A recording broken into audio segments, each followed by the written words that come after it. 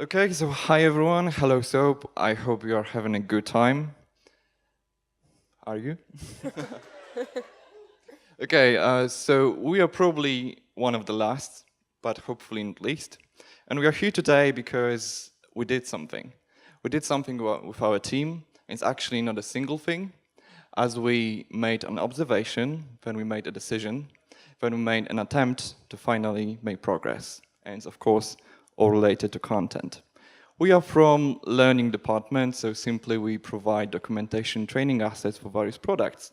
But in case you don't know, Motorola Solutions is mostly focused on the area of critical communication for public safety. So we have a variety of products that are used by mostly special agencies, like the police, firefighters, FBI even, so it is really broad. And we are telling you this because this complexity here plays a vital role. We provide documentation trainings for a wide spectrum of products, and it's very important because we cover practically everything, from radio infrastructure to handheld devices to mobile apps and so on. And today we'd like to share our journey with you. It is a very basic journey of content transition from PDF to web helps. We don't have any hidden agenda, we are not going to advertise anything, we just want you to use our experience in your own work and benefit from it. So you probably know what a starting point is. You join a project in which documentation already exists. It is usually a PDF documentation, a relic from the past, and you have absolutely no time for any kind of UX improvements because, of course, you are focused on the technical content, preparing for the next release, and so on and so on. Even all the company's policies and processes are optimized towards this specific solution, and all the people you work with expect this kind of documentation or trainings because they have been getting it for years and years and so on. But we decided to change it nevertheless, and we did it without assuming any particular framework, but we followed the steps of design thinking, from user-centric problem definition to tests. Okay, so how it all started. As you can see, empathize. So our journey started with acknowledging all of the nasty things that our users said about our documentation. You know how it is. Your documentation probably isn't perfect, but you usually have a very good reason or an excuse for the things to be the way they are. For example, but it's impossible to make everybody happy. Our manuals are fine, or but it's how the system actually works, or it's impossible to make it shorter, and so on. It's a bit like with a fussy eater. In the scenario, we're the mom giving our children a homemade dinner, but it's full of broccoli and Brussels sprouts, right? And it's not like our children don't want to eat at all, and maybe they even get the idea about vitamins and all, but it doesn't make them like broccoli any better. So we, as the mom in this fairy tale, need to rethink our dinner plans. We used to hear some comments every now and then about documentation, but they were often outside of our standard review process. And they were very often vague, so it was easy to ignore them. Things like, I had a ton of comments, but now I forget what they were. Or, yeah, we set up the system on a customer site, but we didn't use the manual because it was too hard. But when you hear things like this for the umpteenth time, you have no other option but to pay attention to them. Start paying attention. So that's what we did. And we decided to talk to our users, and maybe not as a part of a formal technical review, because this hasn't worked out for us so far, but more a regular conversation between human beings, more like it. Okay, so the thing is, our manuals have more than just one target audience. Our manuals are used by field engineers, developers, testers, technical support, and more. And we wanted to know all of their perspectives because we were anticipating that they would have different patterns in using our documentation, maybe different comments, and we wanted to see all of these perspectives. Well, it turned out that they all agreed on one thing. All of them said that our manuals could use some change. And what they were the most unhappy about was how they had to use a couple of documents, 4 to 5 PDF files to complete a scenario they had in mind. So they hated the jumps. No wonder, right? And they were also unhappy about jumping back and forth within different sections in one document. So they weren't big fans of our linking either. So with their responses, we already knew that the solution to this situation wouldn't be just improving rel table linking or something like that. We had to think bigger and dig deeper.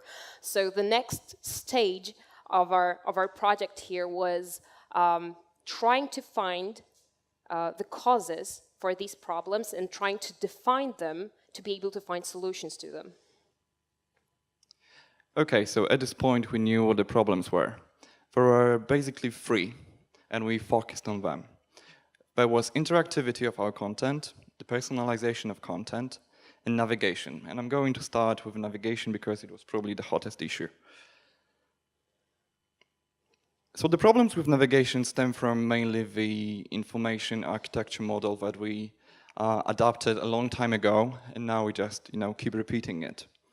But it's not only about the source, because of course it is in data, but mostly about our transformation scenario. So the type of manuals we use and types of manuals we produce.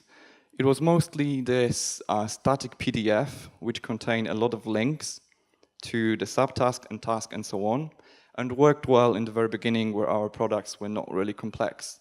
But right now, when we exceed over 1 million pages in content, it's very complicated to keep it in this form, in this incremental progressive disclosure.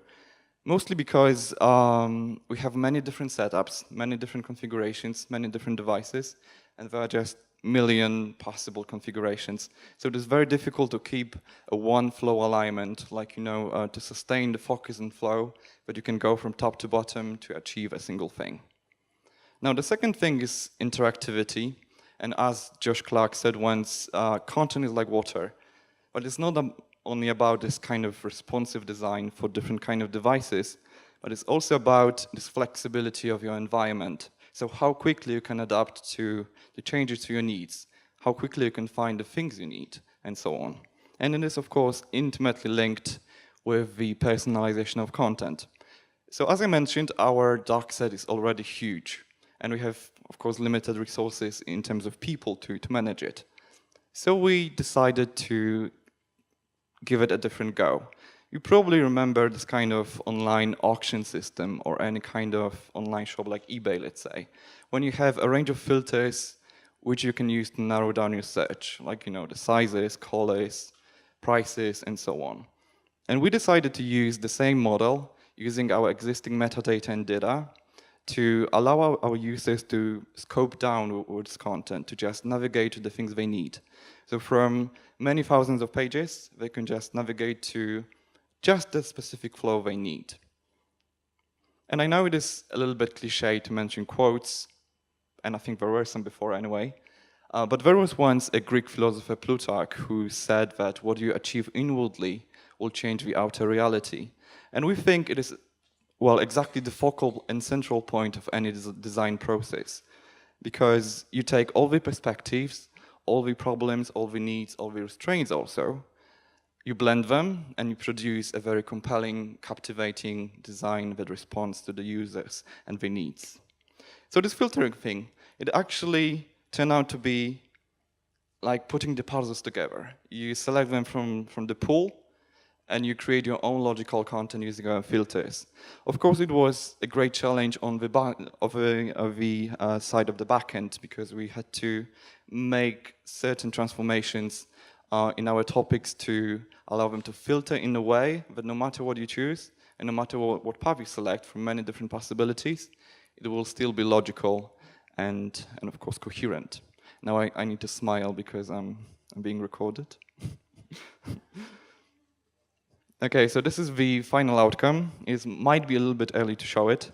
The filtering panel is not visible here, but it's actually the outcome of this filtering, where you get a single flow from existing possibilities.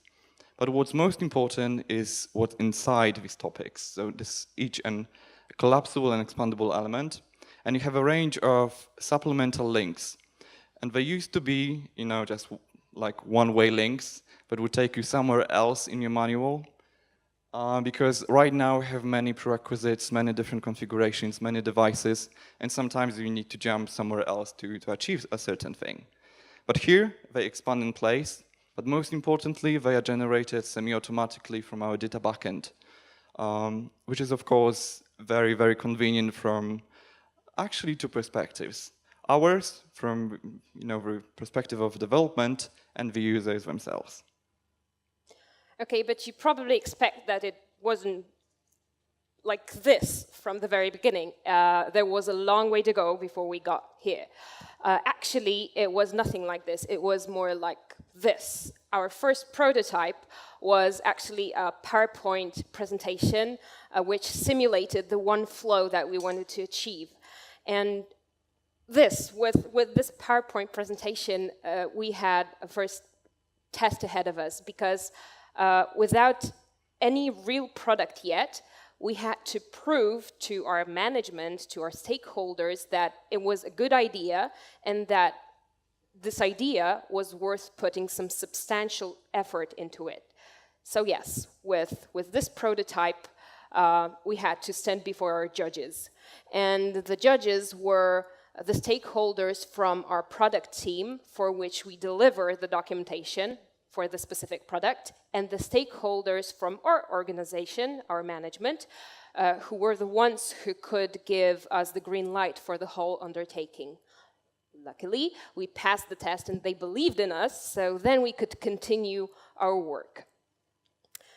So then we built another prototype, a real deal clickable mock-up in HTML, which was meant to be tested by actual users. It's nothing fancy yet, but it already incorporates the main things that we wanted to capture here. So there's this one flow, there's the collapsibility, and the eliminated jumping between links.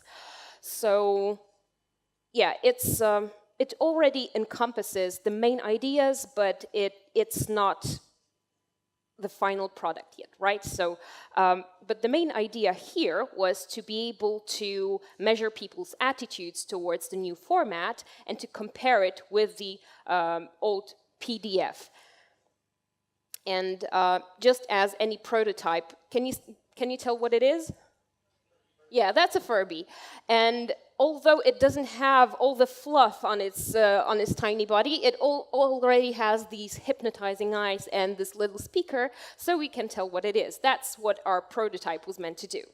And while we're talking about measuring people's attitudes and their opinions, we've come to our next phase in our project, which is the testing phase. And this one was a difficult one, and I'll tell you why. On the surface, it seems really straightforward, right? Because we have our prototype, we have our potential users because we do know who they are. So where's the big problem, right? The thing with testing is that you need to know what you want to see in these tests. You need to know what kind of results you want to see. You need measurable results, some reasonable findings to be to have some material to work on some further.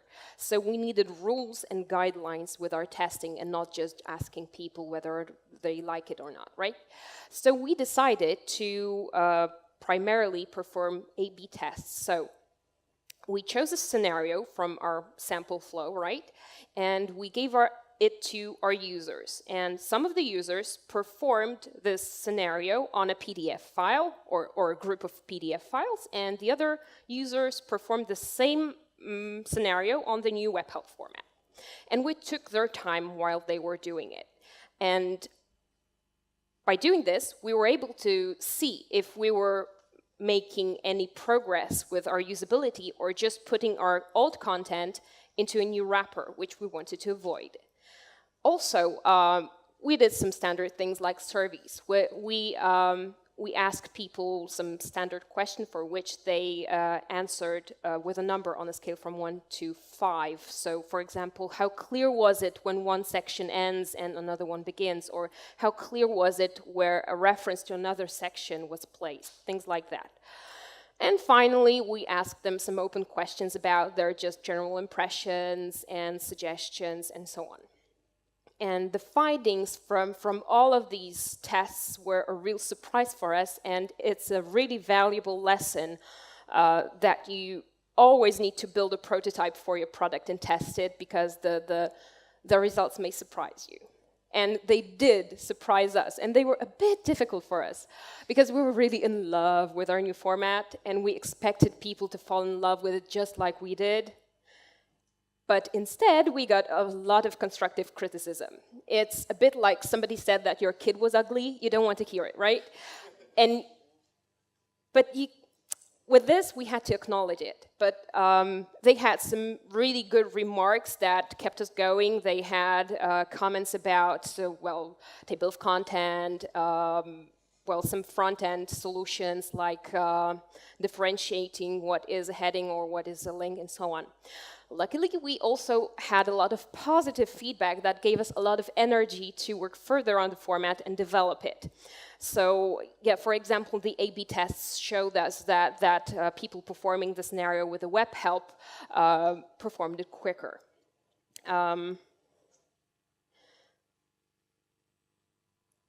So, yeah. As you can see, we didn't develop a perfect product all at once. And I don't believe it's even possible. And it's really important to remember that to build a prototype, because whatever you assume, you need to remember that people are not like you, and they don't see the world just as you do, and they don't have the same experience or skills as you do. So here we were after the first round of tests. All we could do was take notes, accept the feedback, and go back a few phases, back to defining and seeing what we need to do. So that's what we did. We defined, ideated, prototype, and tested again. And the cycle continued for a couple of cycles until we arrived with a web help that we were able to publish.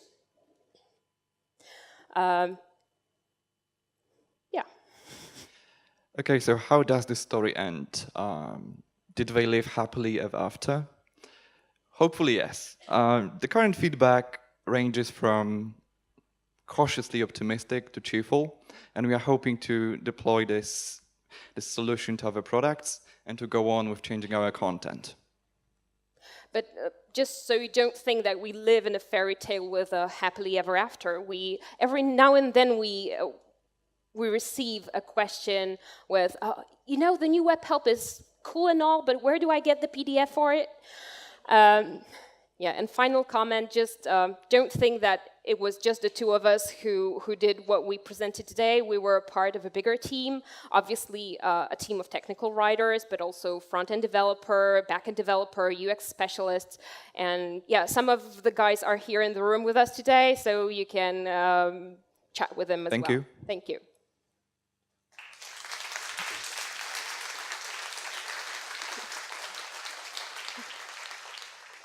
Do you have any questions for us?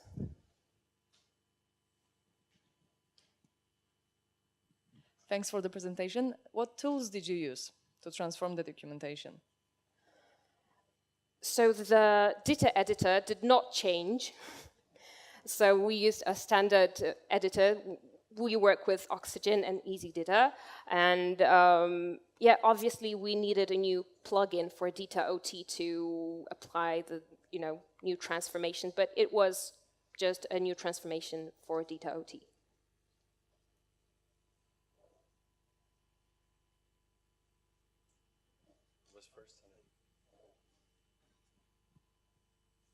Hi. Did you ever look at external providers as well, or did you decide you were definitely going to do all of this in-house?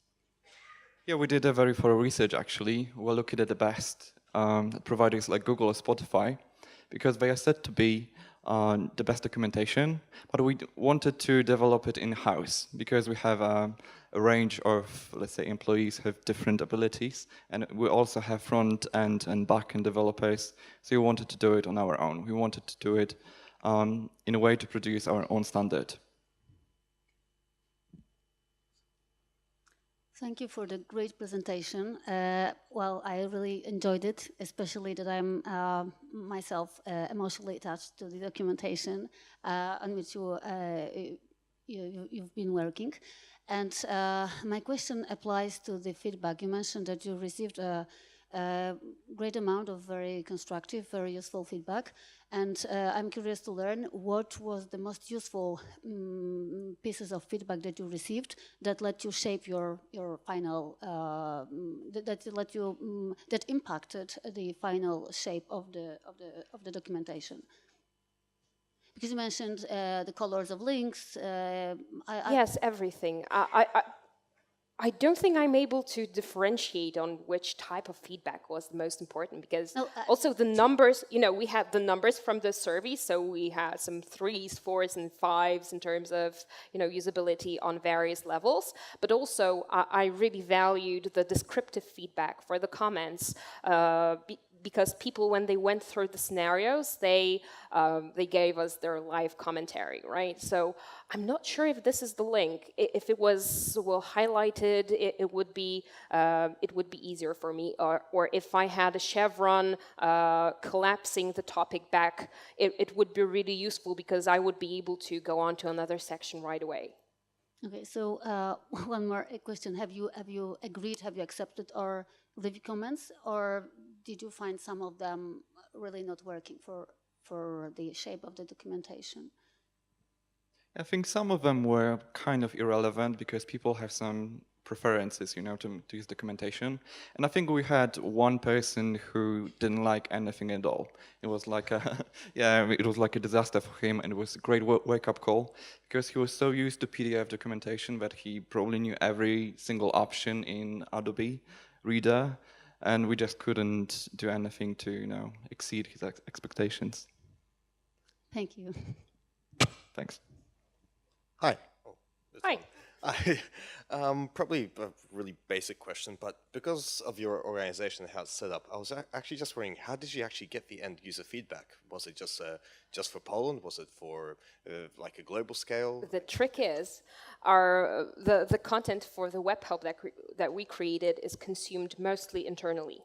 Mm-hmm. So yeah, we had access to these people, just contacted their managers to get their contact information, things like that. Okay, thank you very much. We have one more question here from Jarek in front. Hello. I got one question. Did you have to work on the language?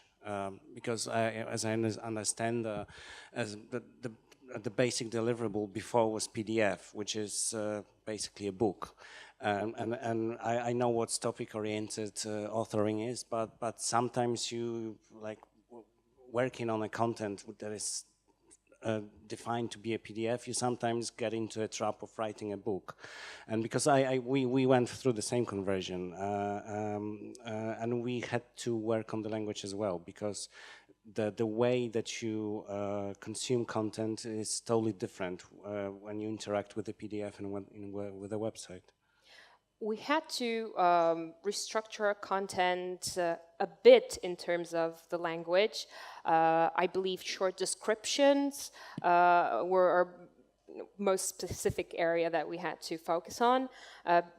But I think that the area where we had the biggest amount of work was structure in terms of, for example, nesting, things like that. Or have I missed something, Tomek? I don't really think so. This documentation is translated to Hebrew and I think Arabic, if I... Part of it, yeah. Just a part of it. But I can't really recall any issues with it. Yeah.